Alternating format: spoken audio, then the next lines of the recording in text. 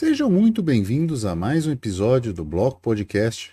No episódio de hoje, vamos falar sobre Bitcoin e um possível Bretton Woods II. Estamos repetindo a história? Eu sou o Hugo Quinteiro e você me encontra no Twitter pelo @Hugo_Quinteiro.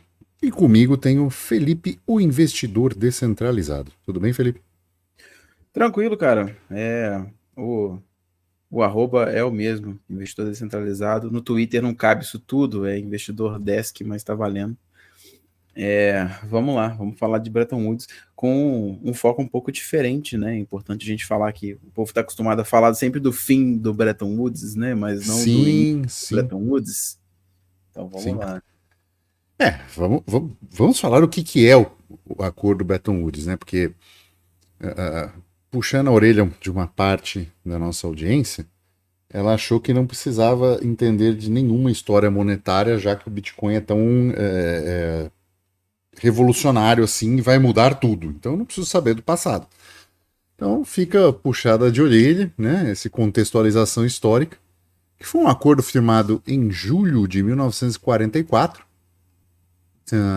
Foi representantes de 44 países aliados em Bretton Woods, né, um acordo em New Hampshire, nos Estados Unidos, e quis estabelecer um novo sistema financeiro global, né, para prevenir catástrofes econômicas e uma nova guerra, enfim, aquela politicagem toda, mas que no final das contas era todo mundo adotar um câmbio fixo de moeda, só que esse câmbio fixo era pareado no dólar.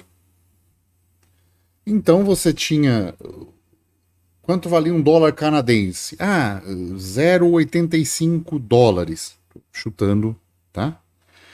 Números aleatórios. 0,85. Então ele vai continuar sendo 0,85 em relação ao dólar. E quem garantia esse lastro? Todo o ouro do governo norte-americano. Os países signatários desse acordo cediam a custódia do ouro para os Estados Unidos e recebiam, através disso, dólares. Por que isso na época representava uma grande segurança? Um dos maiores medos dos aliados era que a Tríplice Entente, né, conseguisse chegar às reservas de ouro de grandes nações como o Reino Unido, como França, né, e chegou em algumas outras menores, né, e utilizou dessas reservas de ouro para poder empreender o seu esforço de guerra. Então, quando você tirava isso do continente europeu, como foi tirado realmente, né, muitas toneladas, levava para um terceiro de confiança que era os Estados Unidos, né? Então já veja, né, o termo, né, um terceiro de confiança. Os Estados Unidos administraria isso e lhe dava, né, dólares numa taxa de conversão simples de 35 dólares por onça de ouro. Então, desse ponto, o dólar virou a principal moeda e reserva internacional e centralizou essas reservas de ouro nos Estados Unidos.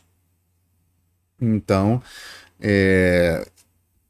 o dólar virou essa unidade de conta, essa reserva de valor mundial, porque ela estava lastreada de forma a 35 dólares por onça com os Estados Unidos, ou seja, cada dólar era quase 1 grama de ouro. Então, só uns detalhes, uma contextualização que eu achei que você não falou aí, que é o seguinte: Uhum. a gente está falando da assinatura, né, do início do Tratado de Bretton Woods. Geralmente a gente fala do fim dele, né? Quando a gente fala que o dinheiro não é mais lastreado em ouro. Desde quando? de 71 com o fim do Tratado de Bretton Woods, né? Exato. A gente está falando de quando ele começou, né, em 1944, que, para quem não se situou ainda, era o final da Segunda Guerra Mundial, a Segunda Grande Guerra. Uhum. E por isso, né, que entra nisso que o Hugo estava falando, que era o pessoal tinha medo que a Tríplice Entente, no caso, era o Japão, a Alemanha e não sei mais quem. Itália. E a Itália, eles tinham medo que esses países pudessem colocar a mão nesse ouro todo, que era uma reserva de valor, né, para esses países. Sim. Qual que é o grande detalhe? Segunda Guerra Mundial, os Estados Unidos participou? Participou. Só que você não teve guerra no território dos Estados Unidos. A guerra foi na Europa e lá Muito bem pensado. no Japão, Na Ásia. etc, né? Então, assim, você não teve guerra no território americano. Por isso que eles levam tudo para lá, e aí vem o Nixon, espertão, e fala, gente, ó, era o Nixon, né? Era o Nixon. Acho que era assim. Gente, ó, vamos fazer o seguinte, a gente vai segurar o ouro de vocês tudo aí, mas a gente vai atrelar o nosso dólar ao ouro, beleza? E aí a gente atrela a moeda de vocês ao dólar, que fica todo mundo atrelado ao ouro. Então aí criava-se esse lastro do dólar pareado ao ouro. E qual que foi a grande sacada? Você fazia com que o mundo inteiro dependesse do dólar. Você fazia com que o mundo inteiro usasse o dólar. Então, assim, talvez hoje o dólar só é o que é por causa dessa jogada, que foi maravilhosa. E aí, né, em 71, que é o fim disso, que a gente fala em outros episódios e traz críticas e etc, né? Mas estamos falando apenas dessa contextualização, né, desse acontecimento aí na história do início do Tratado de Bretton Woods, do início do lastro ouro para a paridade com o dólar. Exato. Só uma pequena coisinha, foi o Roosevelt em 44, se eu não me engano. Isso. Então tá bom. O presidente era Roosevelt, quem fez o final foi o Nixon. Então era isso. Então foi só essa pequena confusão. Mas então exatamente, criou-se essa demanda absurda por dólar, né? Então assim, dólar é ouro, né? Então virou esse padrão monetário, né? Claro e definitivo pelas nações desenvolvidas e industrializadas da época. E essa busca e demanda por dólar foi crucial, inclusive, para o plano Marshall de reconstrução, e enriqueceu muito os Estados Unidos com essa demanda por dólar, né? Que criou o que se chama hoje de o privilégio exorbitante, né? Do mundo inteiro demandar dólar, fazer acordos internacionais em dólar. Hoje, óbvio, num sistema fiduciário, mas ainda assim essa questão, né? Ainda é utilizado baseado num resquício desse acordo que ainda, de certa forma, existe até hoje, nem que seja pela confiança. Então esse acordo todo, né, veio com essas 42 nações, que eram a Liga das Nações, que depois viraram ouro, né? Inclusive com a participação do John Keynes, né? O keynesiano, o pai do keynesianismo. E esse dólar todo se centralizou nos Estados Unidos, virando essa representação do ouro. E aí você pode estar se perguntando, né? O que diabos o Bitcoin tem a ver com essa desgraça, né? Você não está vendo ainda nenhuma relação disso com os Estados Unidos, mas vai com calma que a coisa ainda precisa piorar um pouquinho mais. Essa centralização e esse padrão do dólar como adoção dá uma série de vantagens para a economia norte-americana, não só pela demanda do dinheiro, além dessa demanda, esse estabelecimento do dólar como moeda de reserva global. Então, há uma demanda legítima por pessoas pegarem dólar, porque na época que esse acordo foi feito, se você tinha uma nota de US$ 100, você poderia ir a um banco americano ou ao Fed dos Estados Unidos, na sede, e dizer assim: olha, eu vim resgatar esta nota. E hoje, ao invés dos caras que os caras te dão duas de 50 e um chute na bunda no traseiro e pra rua, na época eles pegavam esses US$ 100, iam na reserva de ouro deles, pegavam o equivalente em ouro e te entregavam em ouro na mão. Se você vê as notas antigas de dólar, é conversível em ouro. Isso vale o equivalente a US$ 100 americanos em reservas de ouro, não sei o que tal. Então, era um lastro. Era uma stablecoin, né, Felipe? Cara, com certeza. É o que a gente fala que era Era um uma token de uma tese stablecoin. Exatamente. É exatamente isso. É essa conversibilidade, né, que você dá para uma coisa. Você usa o dólar, mas você sabe que ele é conversível no ouro de fato. Igual quando você usa Liquid e você sabe que ele é conversível em Bitcoin, né? É a mesma coisa. Exato. Exatamente. E uma coisa interessante é que isso também teve um impacto muito positivo na economia dos países participantes. Por quê? Porque eles mantinham o câmbio fixo, o câmbio deles não flutuava. Então, se o dólar era 0,85 para o dólar canadense, ele continuava assim. Se a libra esterlina era $1 comprava 0,9 libras, uma libra esterlina comprava $1,10, ia continuar desta forma. E essa estabilidade econômica, sem depreciação do dinheiro e sem impressão de dinheiro de maneira descontrolada, causa uma grande estabilidade financeira com o aumento do ganho tecnológico. O dinheiro se valoriza ao longo do tempo, ou seja, se aprecia, as pessoas compravam mais coisas, né, com a mesma situação, com a mesma quantidade de dinheiro, quantia.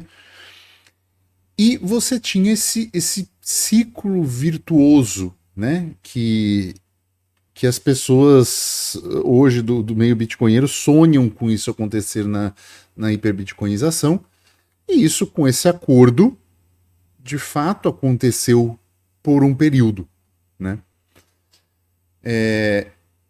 Qual foi o problema deste acordo no longo prazo? A crise de desconfiança do terceiro de confiança. Ou seja, os Estados Unidos começaram a ter uma certa quantidade de dólar que começou a levantar suspeitas. Espera aí, não tem tanto ouro assim, né? Será que efetivamente eles estão com esse ouro todo? E isso levantou essa desconfiança nos países participantes desse acordo, que obviamente começaram a querer fazer saques desse dólar. Era aí, ó, a coisa aqui já está meio que na paz, né? O francês está lá, pô, tem a Alemanha Ocidental aqui, né? A Guerra Fria está entre os dois lá, já está muito mais polarizada, eu já estou numa situação mais ou menos segura, quer saber? Eu vou pegar esses milhões de dólares que eu tenho aqui e vou sacar de ouro de volta e botar aqui nos bunkers, né? A Suíça está fazendo um bom trabalho custodial também, vou colocar um pouco de dinheiro lá, né? Um pouco de ouro lá, e começou a ter esses saques de ouro. Um detalhe que sempre existiu e sempre vai existir a desconfiança no critério humano da equação. Sempre vai ter esse tipo de coisa. E foi o que aconteceu, porque o governo americano é feito nada mais de pessoas, né? Então, assim, eu tô falando isso porque, no caso, a gente fala de Bitcoin, Bitcoin é código, né? E a parte Uhum, do código exato. você só verifica e ou você opta por usar ou você não usa. Agora, a parte humana, se ela existisse na equação, ela sempre seria duvidosa. Mas enfim, Exato. desculpa. Ah. Não, não, não. Excelente, muito bem colocado. E óbvio, né? É a praga dos terceiros de confiança. É por isso que o Bitcoin veio para tentar resolver esse problema, né, do terceiro de confiança, porque o problema está nele, é as pessoas confiarem no terceiro de confiança. É o terceiro de confiança ser incorruptível. Né? E o Bitcoin vem justamente com isso, não precisa, tá aqui o código. Né? E veio com um código para não precisar de um terceiro de confiança. E essa crise aumentando, aumentando, aumentando, até que em 1971, aí chega o Nixon mesmo e fala assim: aí ó, não vai ter mais não, viu? Estão com dólar aí, mas eu não vou. Falou de um jeito bonito, parecendo até que era algo bom, um discurso muito bem elaborado, que acho que para quem estava vendo, assim, pro afegão médio, o cara não entendeu patavinas do que aquilo queria dizer, né? Não, assim como todo político, se você vê a fala dele, eu tô falando isso porque eu assisti. Em nenhum momento ele fala que, olha, acabou a conversibilidade do dólar em ouro. Ele não fala isso. Uhum. Então, assim, você tem que inferir que isso está acontecendo, porque ele faz, obviamente, uma coisa bem redundante, né? Sim, discurso todo bem, né? Do tipo assim, ó, escuta aqui, grandes nações, nós não vamos pagar mais nada, não. Né? Se eu fizesse isso, cairia uma crise absurda, Exato. imediata. É lógico, ele deu uma. Mas disse que não ia mais fazer isso. Né? Acabou. E aí é o marco, né? Nós entramos de fato num mundo fiduciário, onde não tinha lastro de nada, onde políticos poderiam simplesmente imprimir dinheiro da maneira que quiseram. E quem pegou esse dólar e comprou em ouro nessa época teve na década uma valorização na ordem de 10%. 10%. Na ordem de 10 vezes, né? De 1000%. Porque a crise de desconfiança, né, as reservas começaram a transparecer, os Estados Unidos aparentemente realmente tinha impresso mais dinheiro do que ele tinha de reservas, mas isso foi colocado realmente de lado para que as pessoas não prestassem atenção nesse detalhe. Viram o efeito. O efeito é: os salários pararam de acompanhar o crescimento econômico, as pessoas começaram a empobrecer, houve uma grande crise inflacionária. Antes dessa crise inflacionária maior, na década de 80, você teve a crise de petróleo na década de 70, onde o combustível subiu muito de preço, mas subiu basicamente pela perda de confiança na moeda e na perda de laço da moeda, né? Essa impressão desenfreada que começou a acontecer, óbvio, tudo muito bem mascarado, né?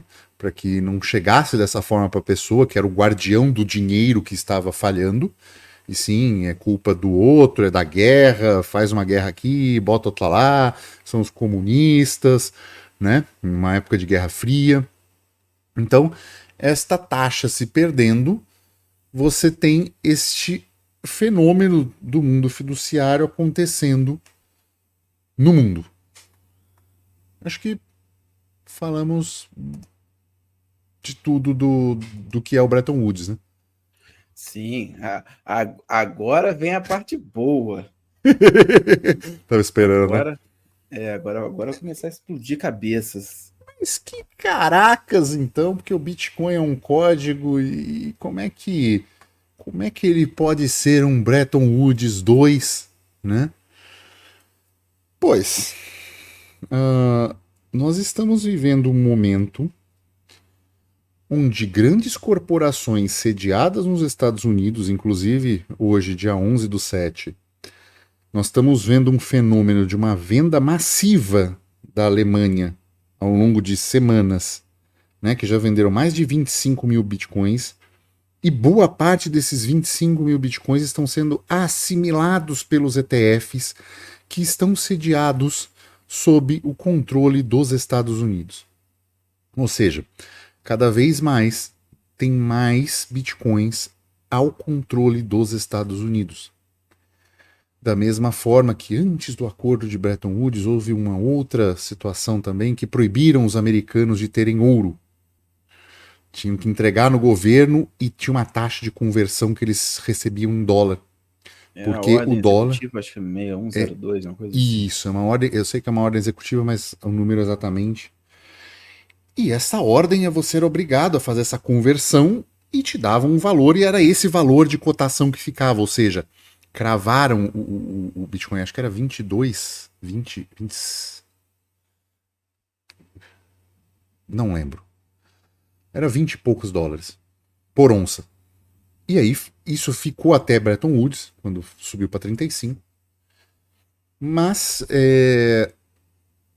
era um momento que isso aconteceu, por quê? Porque existiam grandes reservas de ouro na mão das pessoas e a crise de confiança no dólar estava novamente em problemas. Nós estamos num momento de crise de confiança do dólar ou não, Felipe?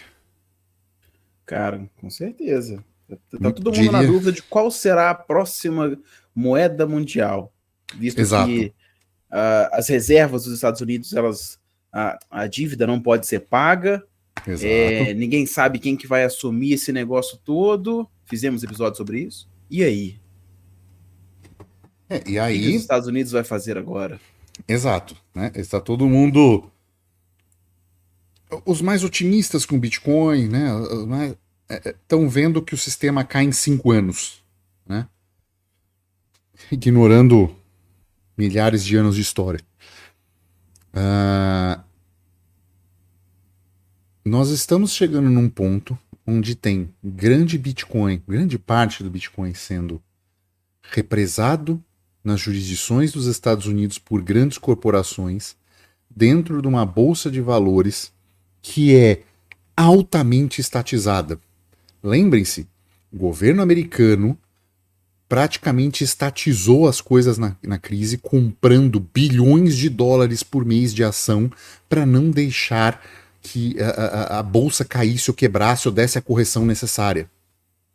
Ou seja, estamos diante de um mercado que não é livre, que é basicamente um mercado estatal lá dentro, porque você tem um ente muito grande em cima disso. Então, este é o primeiro ponto, guarde essa informação. Existe uma quantidade grande de bitcoins sendo migradas para esse ETF, dentro da Bolsa de Valores americana. Outra grande coisa que está acontecendo e migrando para dentro da Bolsa norte-americana. Grandes empresas de mineração. Existe uma grande parte do hash rate já sediado nos Estados Unidos. A maior pool de mineração é americana. Esta maior pool de mineração americana tem mais de 50% do hash rate nos Estados Unidos. Fora os que estão em outra pool por livre e espontânea escolha. Né? Mas você já tem uma grande parte do hash rate concentrado nos Estados Unidos. O que significa não é o hash rate da rede, tá? Só para o povo entender. É o hash rate da pool. Sim, 50% do hash rate da pool, da maior pool, está nos Estados Unidos. Mais de 50%. Não tenho dado estatístico total. É uma boa coisa até para eu pesquisar e depois fazer post. Mas nós temos uma participação importante dos Estados Unidos validando essas transações. Sendo que a maior custodiante de bitcoins, seja do ETF, seja de custodiantes de pools, é a Coinbase.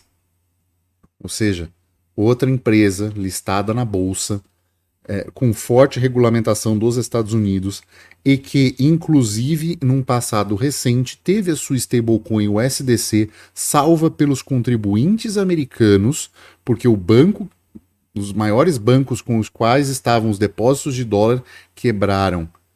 E eles foram lá e socorreram. Ou seja, é uma grande empresa que tem o rabo preso com o governo até a última fio de cabelo. Logo, nós temos um cenário onde os ETFs estão lá, a mineração está lá. Qual é a hora que o Bitcoin, o governo americano vai falar, nós salvamos vocês essa época, agora está na hora de vocês salvarem a gente. Passa esse Bitcoin para cá e nós vamos lastrear o nosso dólar no Bitcoin. Afinal de contas, é auditável. Todo mundo pode ver a nossa transparência. Nós não vamos imprimir dinheiro. O protocolo é sólido. Funciona nos Estados Unidos, com a maior parte do hash rate, ou seja, um IOF global sendo cobrado por cada transação de grandes bancos. Você, caro cidadão, fica aí com essa solução de segunda e terceira camada centralizada, com os nossos bancos confiáveis, que não vão fazer reserva fracionária do seu dinheiro, em fazer créditos e afins. Pode confiar, nós somos o governo. É isso. Uma possibilidade. É uma possibilidade. É complexo, né? Se você for pensar, mas existe sim essa possibilidade. O que eu pensei, né, dessa história? Os Estados Unidos, ele pode, assim como foi Bretton Woods em 44, que ele pegou todo o ouro do mundo e falou, gente, confia em mim que eu vou cuidar. Ele pode comprar grande parte do Bitcoin e ter grande parte das pools de mineração, ou talvez aumentar o investimento nisso, né? E falar, gente, deixa esse Bitcoin sob minha custódia, eu vou fazer o dólar lastreado no Bitcoin para voltar aos tempos áureos do que foi o US dólar. E é uma possibilidade de ser feita. É uma nova jogada, assim como o Roosevelt fez lá, que supervalorizou o dólar. Alguém vai fazer agora, sei lá, talvez o Trump, se ele fosse eleito, e vai supervalorizar o dólar. Pô, maravilha, é uma jogada viável. Problemas que a gente tem, todo mundo sabe que os Estados Unidos ter muito Bitcoin não muda em nada o funcionamento da rede, fato. O que ele pode fazer é manipular preços, talvez, né? Fazer uma venda muito grande, coisa do tipo. Mas, beleza, até aí tranquilo. Agora, o que passa a ser problemático é você ter muito da mineração. A gente já fez episódio e já mostrou dados que os Estados Unidos não têm ainda 50% do hash rate da rede do Bitcoin, no geral. Mas, foi o que o Hugo falou, as maiores pools estão nos Estados Unidos. E, para você fazer uma aliança aí dos Estados Unidos mais alguém, e você ter mais de 51% desse hash rate, não custa, tá? Então, tem esse detalhe. Pode ser que a gente veja, né, uma movimentação desse tipo, né? O novo Bretton Woods, onde usa-se o Bitcoin como o ouro para lastrear o dólar nesse Bitcoin e voltar, né, a confiança no que foi uma vez o dólar. E aí o grande detalhe, isso acontecendo faz com que as pessoas continuem usando seus preciosos dólares e que elas não precisem usar Bitcoin, o ouro da era digital. Por quê? O governo já faz a custódia do ouro e ele emite para você o dólar, que vai ser de alguma forma lastreado nesse Bitcoin. E aí eu trago um detalhe. O problema da narrativa do ouro digital, se você continuar seguindo por essa ideia de que o Bitcoin tem que ficar guardadinho e não ser usado, ele vai ficar guardadinho, igual ele vai estar nos Estados Unidos, vai estar todo mundo transacionando dólares, todo mundo vê o que é feito nas contas bancárias, da mesma forma que é feito hoje, e nada muda. Essa aqui também é uma outra implicação do Bretton Woods 2.0, né? Lastreados em Bitcoin. Isso dá um filme, né? E aí você tem esse grande problema também, né? Que você usar isso de fato só como uma reserva, as pessoas estariam transacionando em dólar e não estariam transacionando em Bitcoin, porque todo mundo ia estar se iludindo até o dia da morte que o Bitcoin é apenas a reserva e a gente nunca atingiria de fato a liberdade que a gente pode atingir pura e unicamente de transacionar em uma moeda que não seja fiduciária. Eu não acho que isso caiba um episódio inteiro, mas eu vou resumir o resumo aqui, só para justificar uma coisa. Se o governo dos Estados Unidos se alia a Bitmain, nós temos um ataque de mais de 51% tranquilo, mas com muita sobra. A Bitmain tá onde? Sediada onde? China. Ah, tá. Não, aí dá. Ela fabrica, né? É a principal empresa de fabricação, é a dona da maior pool, e esta pool provavelmente, e aí que é a coisa, foi levantada uma hipótese recente com um dev no Twitter, até noticiei, que as pessoas estão. A Bitmain pode estar usando outras pools de fachada para escolher para esconder o verdadeiro tamanho dela. Ou seja, ele descobriu que a pool Binance, BTC.com e uma série de outras pools utilizavam exatamente a mesma cópia de template do bloco da antipool. Entenda que isso é muito difícil acontecer numa situação comum e principalmente acontecer sistematicamente. Porque a mempool, como vocês pensam e olham lá no negócio, não é uma coisa centralizada onde as transações vão todas para aquele lugarzinho.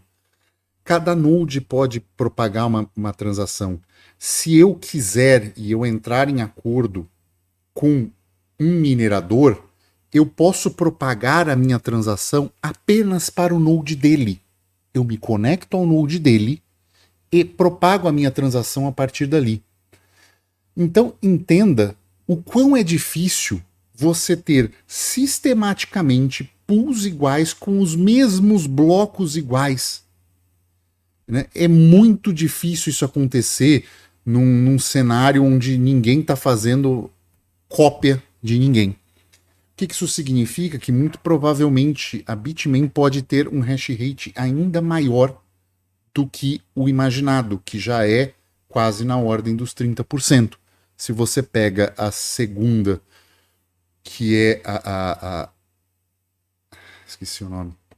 Se você pega a outra, que é do governo, que está no governo... Era Foundry. A Foundry, exato. Se você pega a Foundry, que é a segunda, e está no...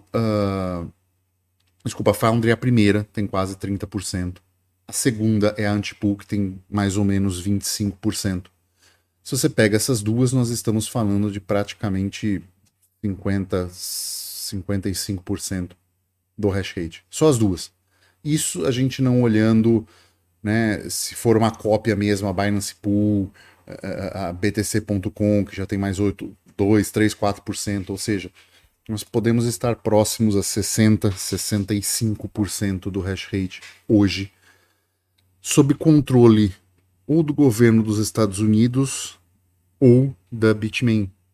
Então, para quem não acha que isso é centralizado,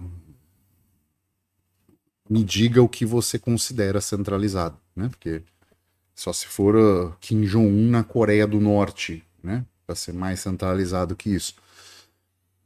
Então, é um ponto importante que, como muito bem disse o Felipe no começo, e volta a falar, não muda uma linha de código, não altera nada no protocolo, não faz nada. As transações vão ser validadas pelo Node.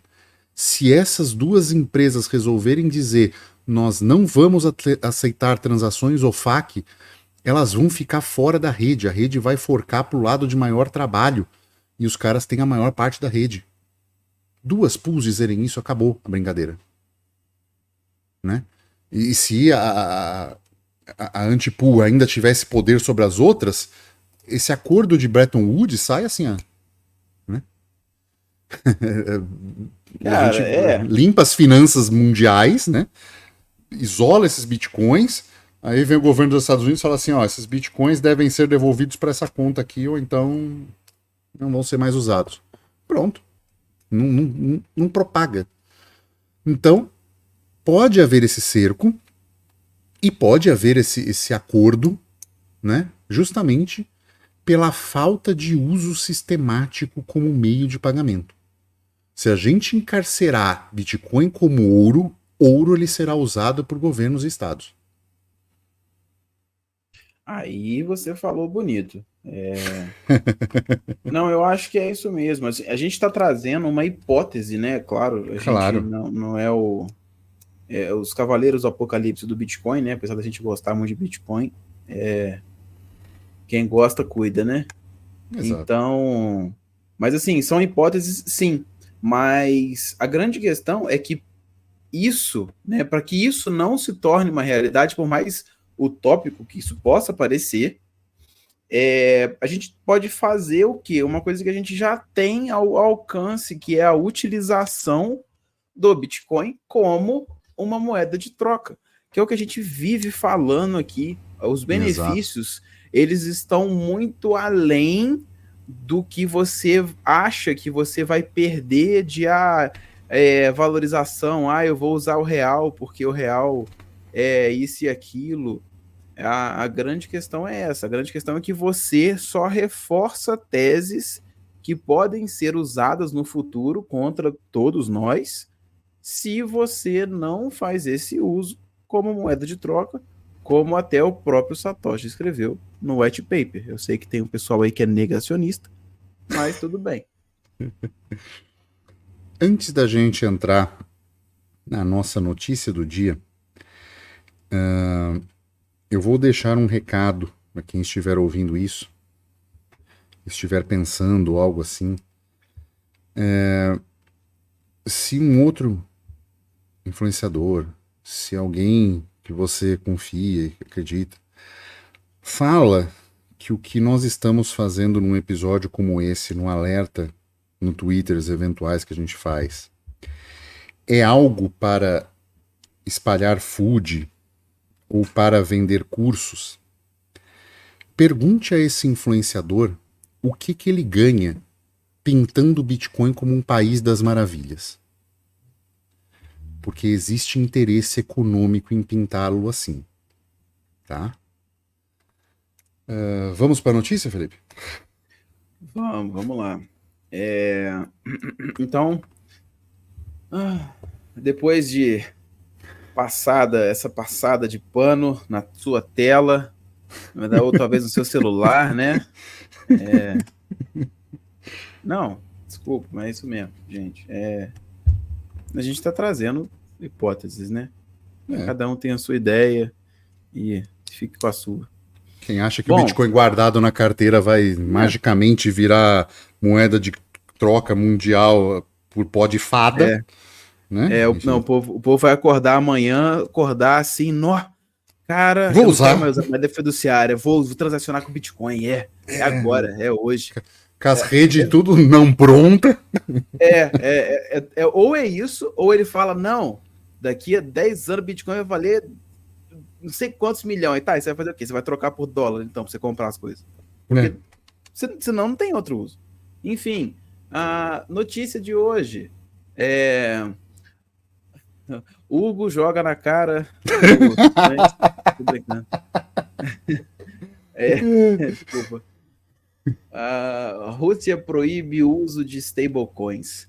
A Rússia é um país extremamente livre, óbvio, ele proibiu o uso de stablecoins e o dito pelo governo é o seguinte: o uso de stablecoins como meio de pagamento entre residentes na Rússia é inadmissível. Na Rússia, o único meio de pagamento é a moeda nacional, o rublo russo. Porra, que maravilha! A gente precisa de pessoas assim, igual o Bukele. Ah, não, é o Putin, né? Ah, você desculpa. Enfim, eu confundi os presidentes.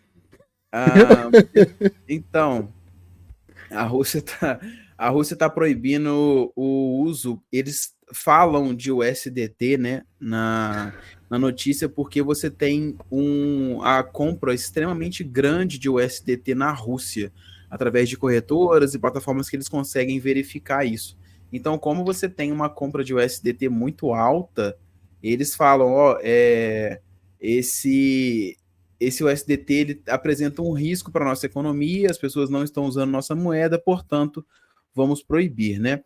O que a gente tem que avaliar nessa situação toda, né, é que você tem, no caso do rublo russo, uma moeda que estava desvalorizando, né? Agora ela está meio que estável, mas quando começou a guerra com a Ucrânia, ela caiu muito, houve uma saída de capital muito grande e as pessoas optaram por usar outras moedas. Só que como às vezes não é tão fácil você ter acesso a dólares, que é a moeda internacional, em países como esse, muitas pessoas utilizaram a moeda que é de mais fácil acesso, que é o USDT, lastreado no dólar. As pessoas não migraram tanto para o Bitcoin, porque o Bitcoin ainda tem a volatilidade, as pessoas não estão acostumadas com essa volatilidade ainda.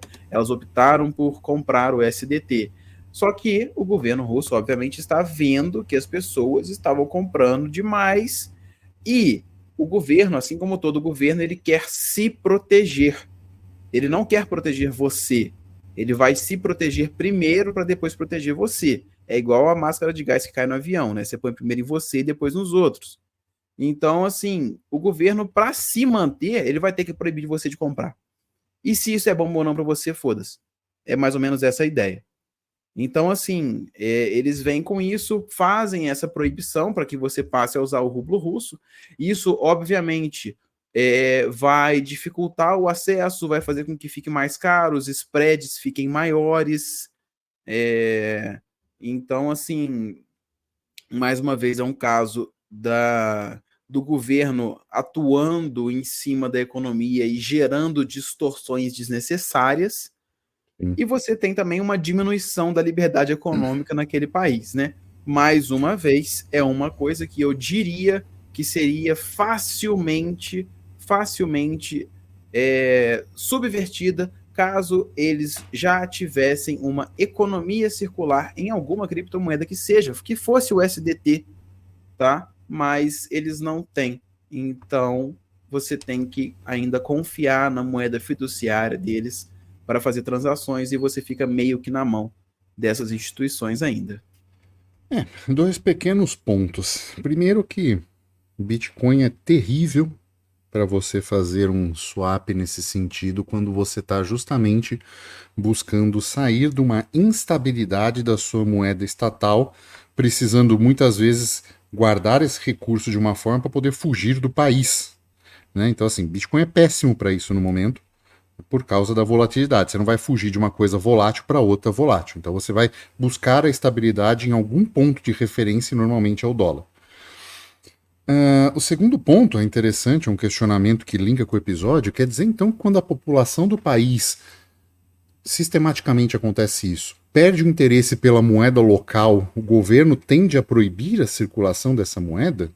Interessante o momento que isso acontecer com o dólar, o povo americano em relação ao Bitcoin. O que será que o governo americano vai fazer? A mesma coisa pode acontecer no Brasil em relação ao Bitcoin, por exemplo. Você vai Sim. proibir que todas as exchanges, todas as exchanges vendam Bitcoin aqui no Brasil. Então você fecha todas as nacionais que vendem Bitcoin, por exemplo, e as Binance, OKX, Bybit da vida, elas não vão vender Bitcoin para quem for coisa do Brasil. Obviamente, né? Você vai ter essa dificuldade, e o que pode acontecer, né? E detalhe, a gente já viu isso na Argentina, onde você tinha uma limitação de compra de apenas $100 por mês. Controle na de Nigéria, câmbio. quer dizer, a gente até fez episódio, né? Exatamente, o controle de câmbio, porque o governo fala que assim você vai manter a força da moeda nacional. E se o seu padrão de vida está caindo, foda-se, é seu.